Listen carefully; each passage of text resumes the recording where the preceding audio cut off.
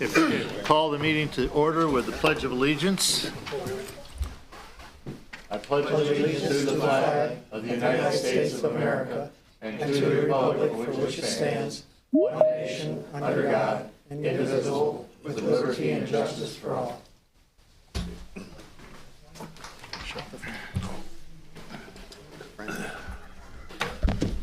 Roll call, please.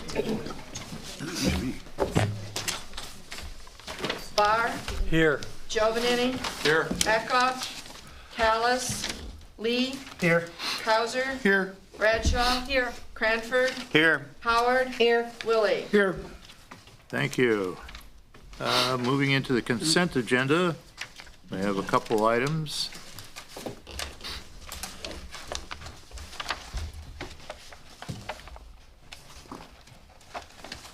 I'll make a motion to accept the consent agenda. Motion by Jerry, Second. seconded by Mike. Roll call, please.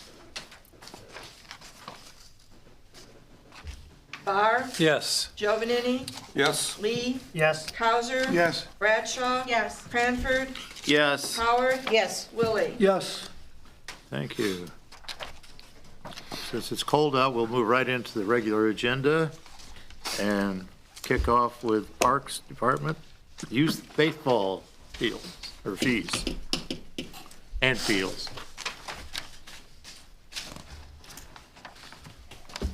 Mayor and Council, as you have before you a proposal to increase the youth baseball softball registration fees, $25 per player and a max of $200 per family cost. That's an increase of $25 a player from last year. It's been that price for the last 2 years that Parks and Rec has facilitated the youth baseball and summer league. With that fee, we include jersey, pants, boys get hats, and girls get socks with that.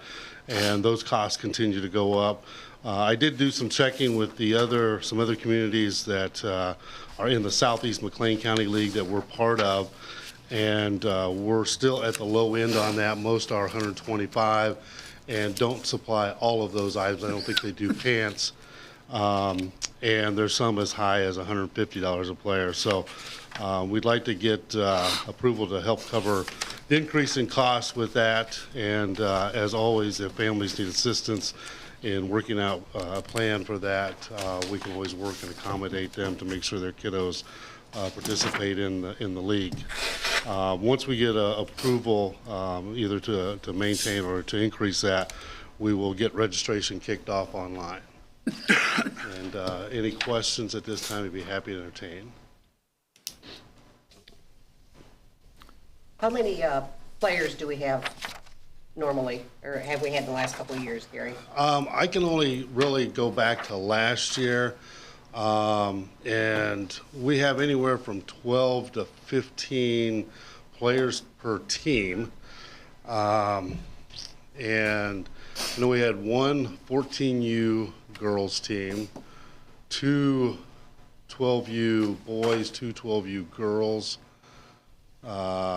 three 10U boys, probably about the same 10U girls, and then five 10U boys teams, or 8U, five 8U boys, and three 8U girls teams.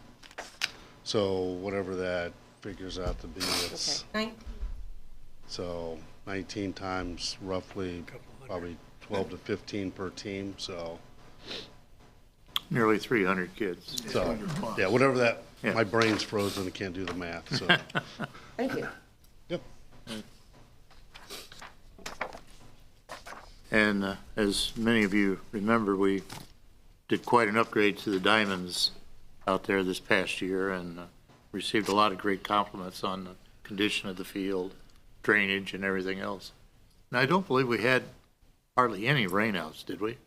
I think we may have had one, but throughout the season, that was remarkable considering what the status has been in the past, as I understand it. So, the new fields worked well. The drainage was well.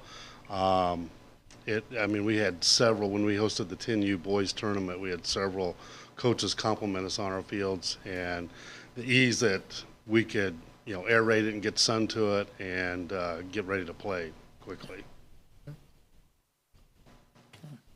Well, the cost seems very nominal, We'll have to see how it fares out for us, but, we will need a motion. I move to approve the increase. Yeah, motion by Barb, seconded. What's happened in the last year. But attendance on weekends, I think this last weekend we had between 50 and 60 on the holiday weekend. During the holidays, we've had close of 200 on weekends. So on a Saturday on weekends, seems to be our biggest day is Saturday. So it's done very well. It's really still popular.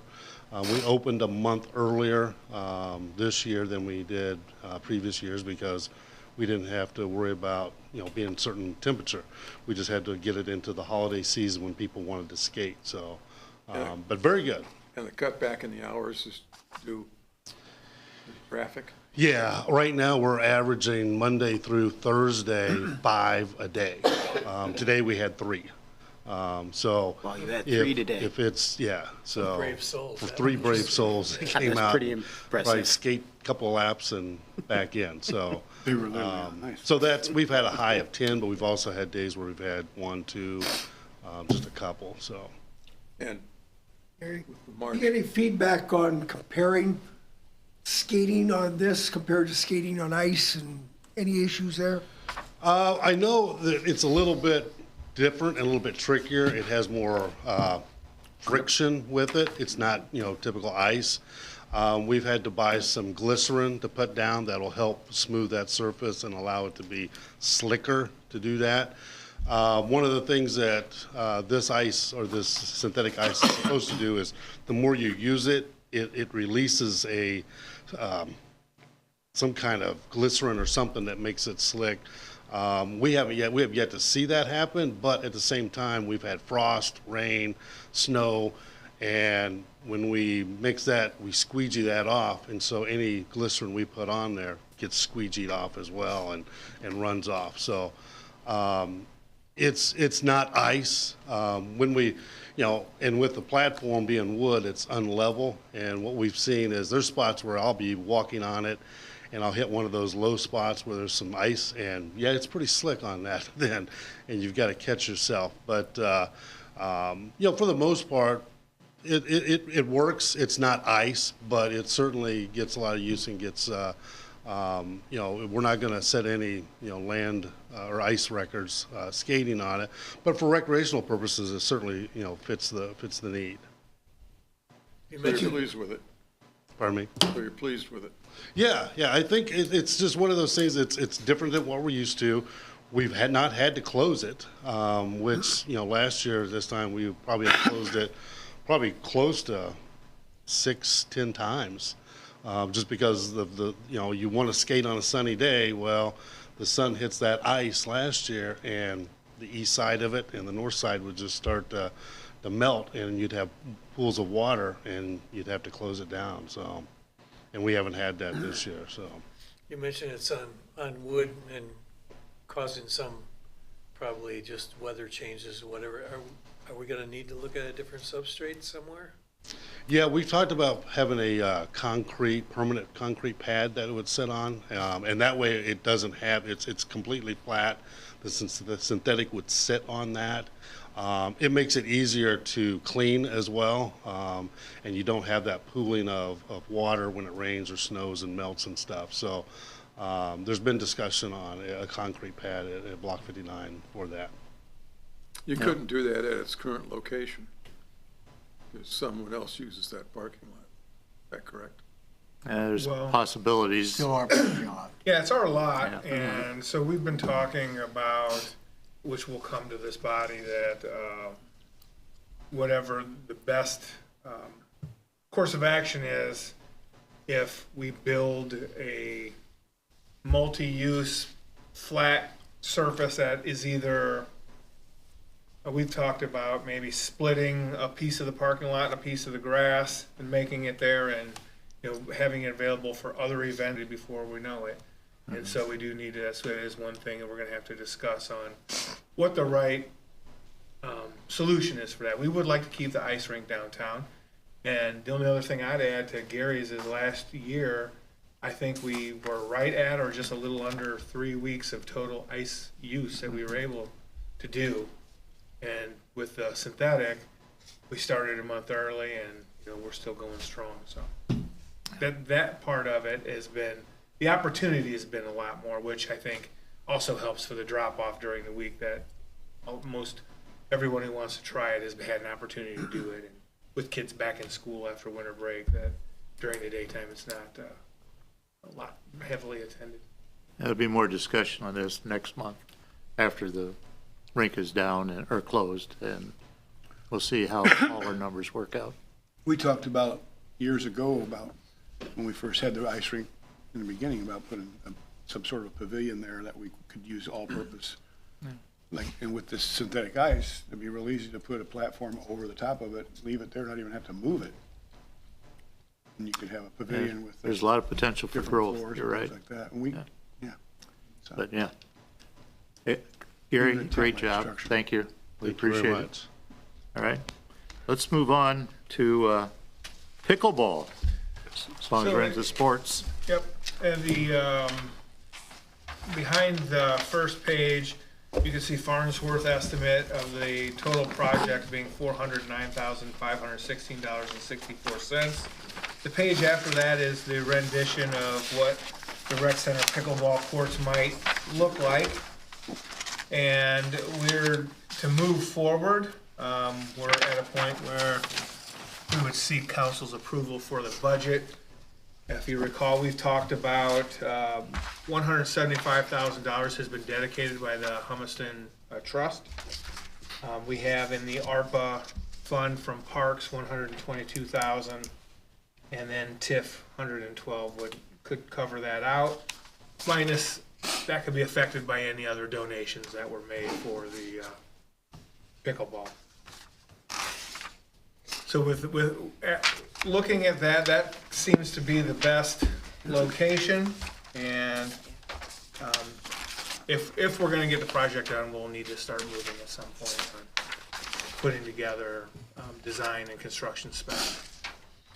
I take it we're still soliciting other donations. It's my understanding that Ms. Eckhoff had some other donations out that she was waiting to hear back from, yeah. So this money is basically in place. It is, yes, it's there. Yeah, the ARPA money is left over, and it's not all the ARPA money, but it's certainly dedicated for this type of activity, so. We had obligated that $122,000 for parks, and we do need to use that by the end of the year or we lose it. So. Okay. so what do we need tonight with that? Just approval for the budget, and then that will get us the ability to start moving forward with Concrete putting plans. together design and construction specs. I just have a quick question. If somebody was going to use the pickleball courts, would they then have to pay the daily fee at the So ultimately, that would be your decision on whether that would be a part of the rec center. I recall the last discussions we had that it would be, this would not be part of the rec center, that it would just be a public access court. And that's where I remember it being at last was, yeah, that this would not be a drop-in fee. This is still going with the old splash pad was there? Correct. Right. Yep.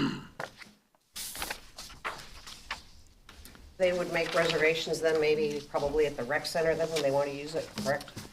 So we talked about that as well, and looking at that, I don't think we've ever finalized on whether it would. Okay. My understanding from those that play pickleball is they can kind of control themselves. Like they'll show up and then you got next game or whatever, to where you don't necessarily have to make reservations. Where we would take that over is if we're running tournaments and actual different events. Okay, yeah, because Where we're we going to probably get advertise, that say, question yeah, when it this comes day it's about. gonna be, there's gonna be a tournament, Are, so. are there hours of use? Like, is it open, got to be done at a certain time or? I mean, Yeah. I would think that you would want it Yeah. shut down at night. So it's not gonna be lit? It will be lit, or? I don't remember. Yes, there will be lighting, I was gonna say, yeah, I Yeah, think so, we yeah. built that into it. but there will be a time limit on everything, you know. Nobody out there at midnight? Although, you know, Scott might like to No, play you at don't 2 in want the them morning, out but, there. you know, Yeah. you know, Jamie's not gonna do that, so, you know, No, Gary wants to 4 go a.m. yeah, there you go. I'll make a motion to approve. See you there. I'll second. Okay, motion by Jason, seconded by Scott to approve the pickleball budget. Roll call, please. Lee, Yes. Hauser, Yes. Bradshaw. Yes. Cranford. Yes. Howard. Yes. Willie. Yes. Barr. Yes. Joe Vanini. Yes. Super. Now we're getting into ordinance for the debt certificate for the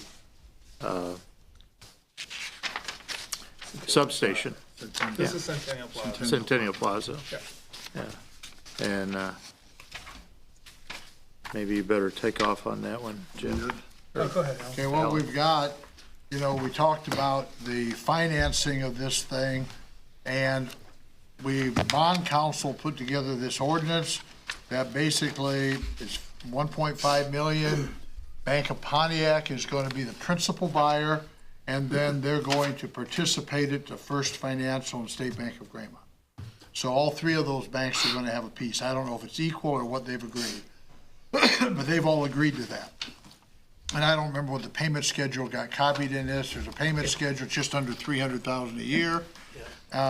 Take care of it, what, 6 years? Yes. So, this is borrowing 4.3% tax exempt bond. So we'll be paying 4.3% interest. The bank will receive 4.3% tax free. So they won't have to pay income taxes on it. So that's why this form of financing is so good. We can actually get our bond counsel to give an opinion that it's tax exempt. So so the bank gives us a better rate. If we went in and say we want a taxable rate, it would have been a couple % higher.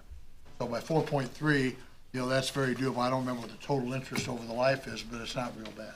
And then we adopt this ordinance, we're gonna close it, assume you approve it tonight, gonna close on February 4th, and then the funds will be in place for the project whenever you get it ready to go. And then the next step, there'll be another one almost identical to this. Once we're at the point where we're gonna move forward with the ambulance substation, because it's gonna need financing as well in roughly the same amount. And I think we're just holding for the USDA, correct? Correct. So we're not in a position to do that, and rather than wait till they were both ready, we did one for the Centennial, one for the substation. This is, we're issuing, it's not technically a bond, but you can, in your mind, think we're issuing tax-free bonds or notes. It's technically a debt certificate, which is the general obligation of the city.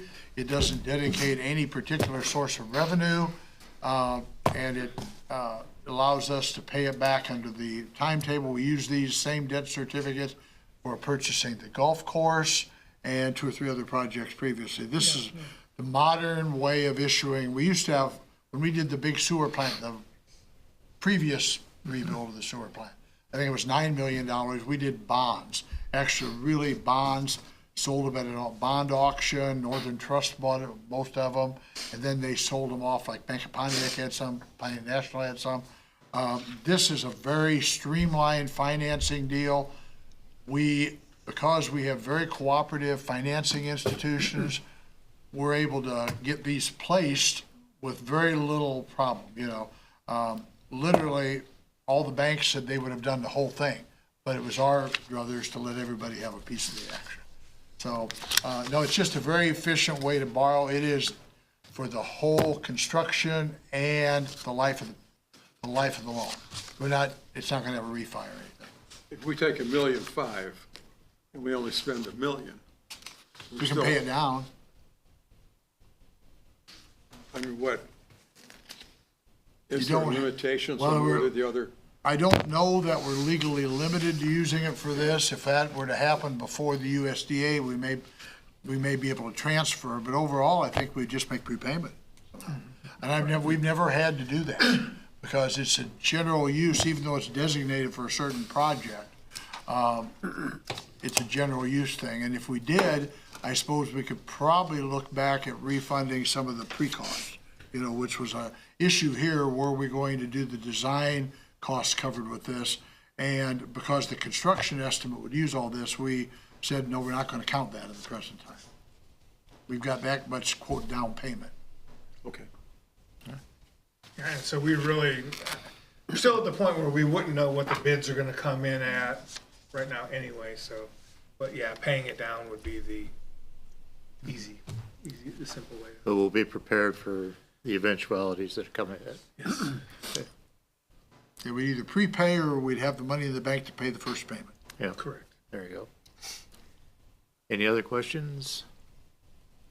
If not, we'll need a motion to, Make a motion. Second? Second. And everybody, I didn't mention the semi-annual payments. I think the start is October and April. Yeah, there's a list in here. And they are in there. Right. Yeah, okay, okay. I That didn't was in turn there. the second lesson. They're on, right after page 11. Jerry. Thank you.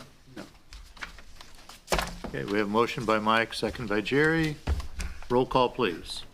Hauser, Yes. Bradshaw. Yes. Cranford, Yes. Howard, Yes. Willie, Yes. Barr, Yes. Giovanini, Yes. Lee. Yes, Thank you.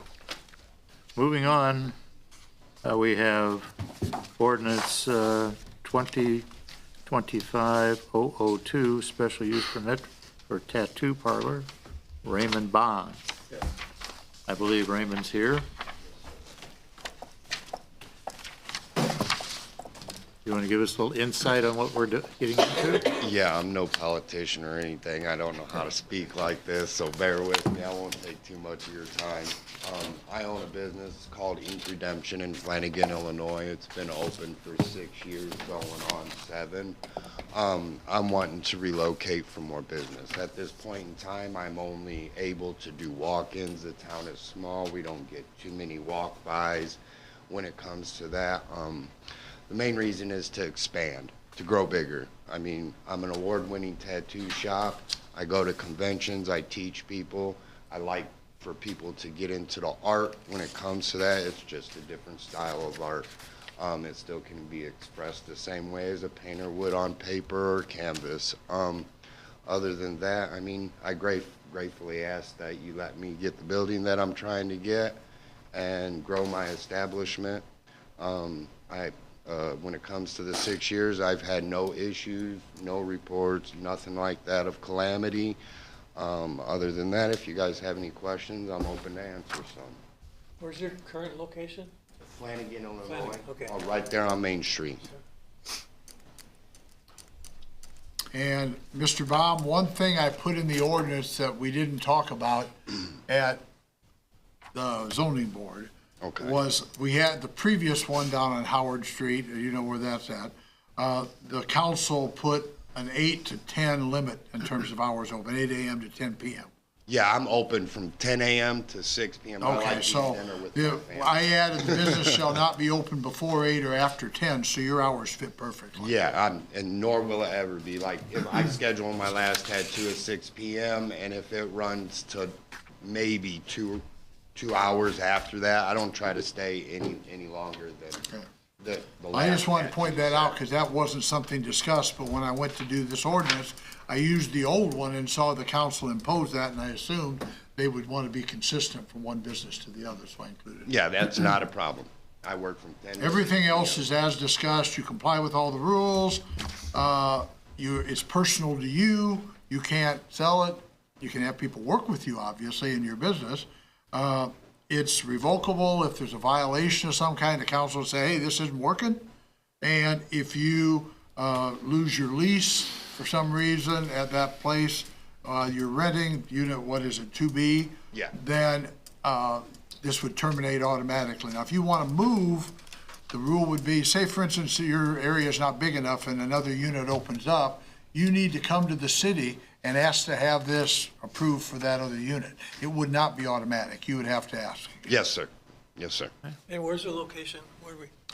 Cooper Smith's The old building. Cooper Smith building where the laundromat and stuff. 502 West Washington, West Howard Street. Oh, right it's there where the coin wash and we're, 502. Oh, okay. We've Joy got it. Durham. Oh, fine. This Joy says Durham 205, just so we know. on the Well, I've list. got Directly 502 across on the from front Napa. page of the Yeah. ordinance. Where did I Yes. put Yes. 205? Joy Durham's 205 in old. the description. I'll fix that. place. Right. That's my typing, I transposed. But in the first paragraph, Jamie, it's 502. Okay. I move to approve the special use permit. A motion by Barb, I'd second. seconded by Mike. Roll call, please. Bradshaw, Yes. Cranford, Yes. Howard, Yes. Willie, No, Yes. Giovanini, Yes, Lee, Yes. Cowser. Yes. Thank you. Looks like you're approved. Thank you very much. So I Actually, can it's- start putting my stuff together now and getting it going then? Awesome. Yeah. Thank you. I appreciate you guys' time. Thank you. Oddly enough, by the same vote that was approved the last time. Okay. Moving on. Additional agreement for Southside Sewer and Stormwater separation. Yeah, so this, Barnesworth, if you recall, we had some design issues to avoid utility crossing conflicts identified from potholing in phase one by Apple.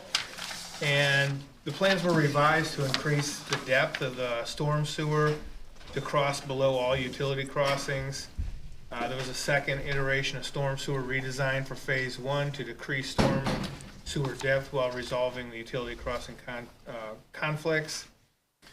That hole was redesigned that Farnsworth has completed for the next phase of the south side separation is $30,129.18. So we would need approval to continue with that project with the redesign. Let's see, how far along are we? We're getting quite a ways on the south side, and I think this phase coming up, we're doing potholing on the north side this year, but if I'm not mistaken, we're nearing the end of the south side. Okay.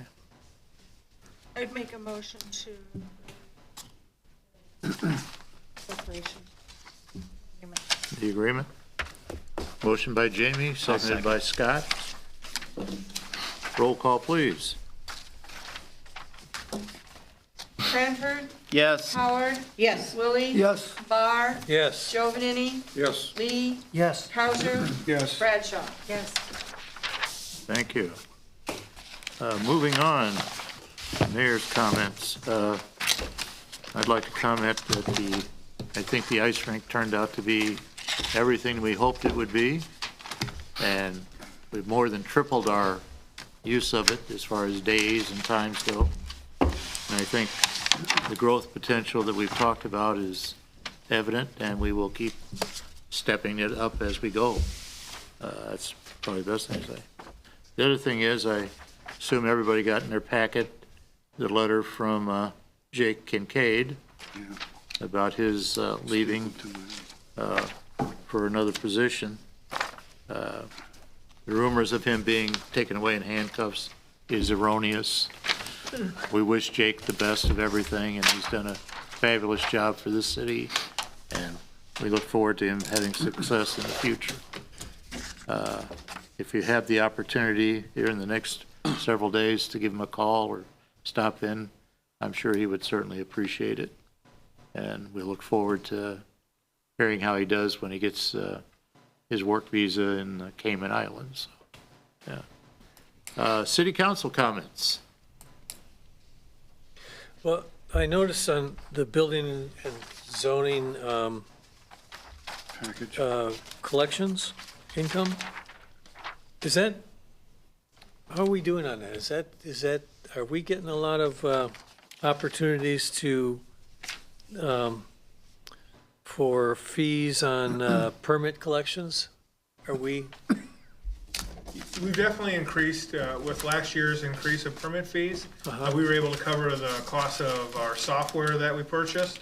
And so that has definitely been an asset that is going to help Greg move forward with some of the upcoming, like building code changes and things that are working their way through. Excellent. I've just noticed that we've had some significant dollar take-ins, and I just thought that was worth mentioning. Yeah. I had as a comment about the downtown sidewalk. I know the business owners are responsible for shoveling their own sidewalks.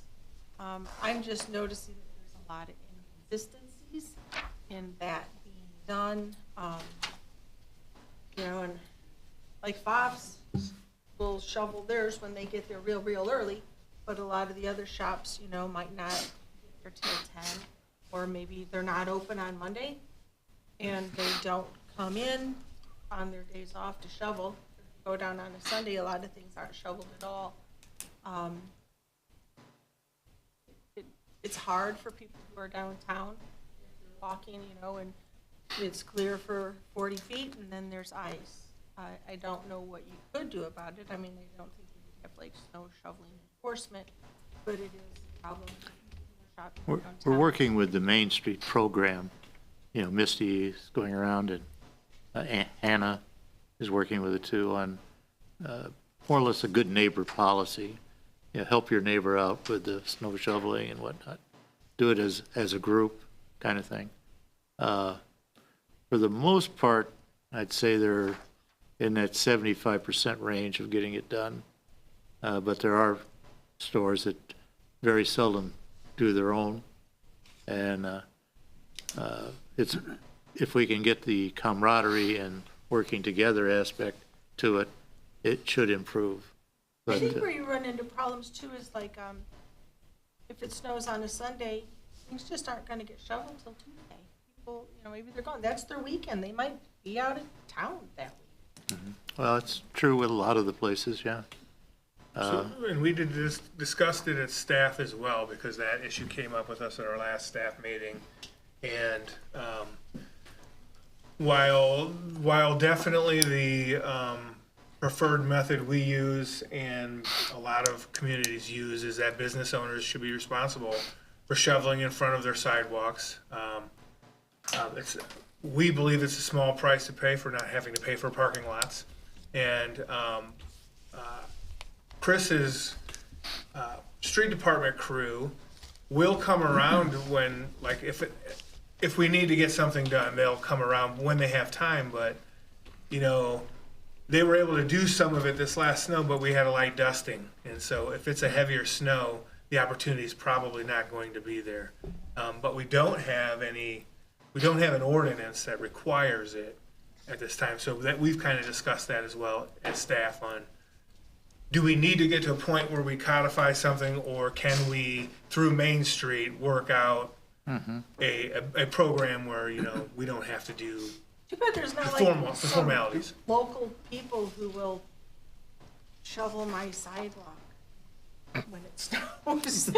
You know, I mean, it's like 20 feet, so I don't need much. But I mean, if you took all the businesses, and I think one of the examples, the easy example, was the block of Mill Street where Bernardi's is. You know, most of those buildings are vacant. There's one occupied Yeah. building there, and so that one was one that was an easy. Okay, no one has come down to shovel that. So, Do we have, and it's the straight shot right across the bridge. do we have a crew or the equipment that does the sidewalks through the parks? Yes. Yeah, we have a couple smaller either push machines, and then we have like a gator type thing that can do sidewalks in the parks. I walked through Riverside the other day to use the bridge to cross over and go home, and yeah, boy, that was rough. It was scary. All the way up to the all the way up to the swinging bridge. It was pretty scary. Well, the new box scraper has that elevated edge where it can get up on a sidewalk, can it? When it's doing it? Yeah, I don't know. Yeah. Chris would know. But we do have some push snow blowers. If anything else, we do have some small. And it was well-traveled. I mean, that's why it was so scary to walk on. It was frozen and it's well-traveled. At times, they'll use the leaf blowers, to clear off, the loose dustings and that, which might be beneficial. This was about this. Well, yeah, the loose stuff, not that stuff. It hadn't been done. But It's got a lot of traffic on it. It hadn't been done. I was kind of concerned. it can Then be. it's a hard thing downtown too, is a lot of the sidewalks have that step. There's Yeah, a step that's- in the sidewalk. Right. So, like outside my office, it's a handicap spot. When I'm showing, there's always a car there, I can't really, I'm afraid of the car, so. Then I had a woman come, she's like, it's all icy on your step. I'm like, I couldn't get there, there's cars. Yeah. And once people are walking on it, it's just a sheet of ice. Well, it's, be- Also, Yeah, we had, the last few years that we were downtown here, we had somebody that came in for us. okay, So that could be suggested that you could hire somebody. Yeah. There are those who are out there doing it. Yeah, there are. worth it. Church is a good one for that, and we spread salt too. lots of people like to do But parking But lots, if I notice. On a Saturday. Yeah, Right. yeah. Okay. I like, They used to use the six, I'm not Right. going at skid 5 steer, in the didn't they, morning. the, Oh, well, no, and I remember seeing not in the wintertime, Ladd Street, all the way that like long. 5:30. So I'd just like to, one more subject. Before anybody's there. The Special Housing Committee had its open house with the presentation from Ida on the housing assessment. We had I thought, a really good participation on the part of our citizens. We probably had 25, 26 people there. Highly interested group of people. They took a survey there. We were able to get a better handle on those folks who were there, of their interests in that particular study and what they hoped would come from it. So anyway, it was very well done. Surprisingly well done with the number of people that came. And I don't have the numbers off the top of my head, but there were several hundred people that responded to that particular survey that was done. We're in the second throes of this now, where all the volunteers are out doing housing assessments, just walking the street with a little app, taking a survey, looking at roofs and siding and sidewalks, and just kind of getting a general feel for what a neighborhood looks like. Okay. So that once we get to the next step, we can start to learn about different funding and grants that may be available for us to help folks in those neighborhoods. Okay. Thanks, Mike. I guess I'll add, just along that, I won't steal Greg and Misty's thunder that they're going to probably give us a presentation here in a week or two, but we met with the high school, part of what we're doing above the Gilded Arts Center. That was very exciting. I think with this housing committee, the revitalization of downtown, they are going to do some amazing things for us, save people some money, and we'll get a better presentation on that maybe at the next committee meeting. But it was very exciting. They're very pumped up. They want to be involved, and they're going to be a great asset. So it was Thank you. very, very good We meeting. like participation. The more the merrier. Yeah, oh, yeah, it's going to be great. City Administrator. Yep, and so, and not to beat that, I just publicly would like to say, I know we've had some questions about what the point of the survey was if we're going door to door. And on that housing study, we aren't going door to door. We're just doing everything from sidewalks, taking an inventory of what we can visually see for the purpose of coming up with a plan, like Councilman Barr said, grants, seeking grants for rehabilitation, for demolitions or removing blight, and also for potential tax credits for developments. That is the purpose of the housing study with partnership with the IDA. One last thing, with the resignation of Jay Kincaid, the council, you were asked to respond to a committee of the whole for some interviews for a replacement. If you haven't not done so, will you please just let Fawn know so we'll know if we have a quorum for the 29th at 5:30. So just if you haven't responded yet, let her know. We did today open, the rec center was used, available as a warming center. Gary, I don't know, did anybody come? No one that we know deliberately for that. What's that? No one that we know that was deliberately there for that. Yep. And then my last note is we are in January, and the sales tax did go into effect January 1. So the city sales tax rate is 8.25%. Unless you're in Vermilion Plaza Business District, it's 9.25% because it already had a 1% business tax as well. Just as a reminder, we've been asked a couple times that information we had put out in newsletter on the city's website, and the Illinois Department of Revenue in My Tax also had a flyer on it. That's all I have. That's all? Yes, My sir. goodness. I see the public has left us, but Murph, you got anything to tell us? It's cold. Okay. With that, we have a need for adjournment. Motion by Frank, seconded by everybody else. We're adjourned. Need some signatures from So cold in the